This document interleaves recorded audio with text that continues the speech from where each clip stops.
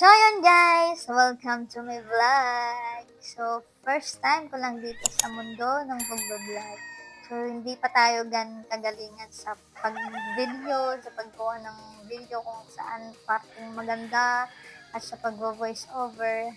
So, seryoso muna tayo dito guys.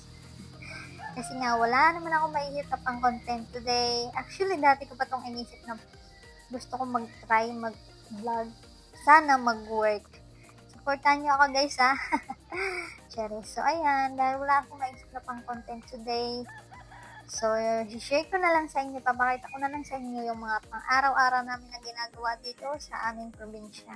So yan, tuwing umaga at hapon, nagpapatuka kami ng manok. So actually, hindi lang naman ako mag-isang nagpapatuka dyan kasi may katulong naman kami. Ayan, ganun lang guys, ganun lang kadali magpatuka. So, dito na ako sa aming malapit sa bahay. So, ako na dito nagpatuka. Kakaunti lang din naman dito. Ayan. So, medyo mataas ng mga damo. Hindi pa na nalilinisan.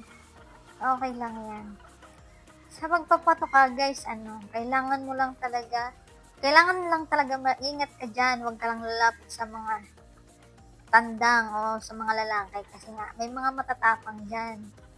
So, dapat doon ka lang sa part na hindi ka maaabot ng mga lalaki. Ayan. So, okay lang sa mga babae kasi hindi naman matatapang ang mga babae. Kaya okay lang yan, lumapit ka sa kanila. Sa pag-aalaga ng manok guys, kailangan yung mga patukaan nila malilinis. Dapat hindi din yan naaarawan tuwing panghali kasi nga magkakasakit ang mga manok dyan kapag ininom nila yung painuman na may tubig tapos mainit. Magkakasakit ang manok dyan. Kailangan nasa lilom yan. And then yan, kapag gabi, kailangan nakataas din yan ng mga patukaan. Kasi nga, pag hindi mo tinaas sa gabi yan, may palaka na yan, lulubluban ng palaka. At saka magkakasakit din ng mga manok dyan. After natin patukain yan, pinainom ko na kailangan talaga papatukain natin yan, mga yan. Kasi parang tao din ng mga yan, di ba? Kailangan papainumin din natin ng tubig. Yan guys, napakadali ng trabaho. As long as gusto mo yung ganitong trabaho, gusto mo yung trabaho, What?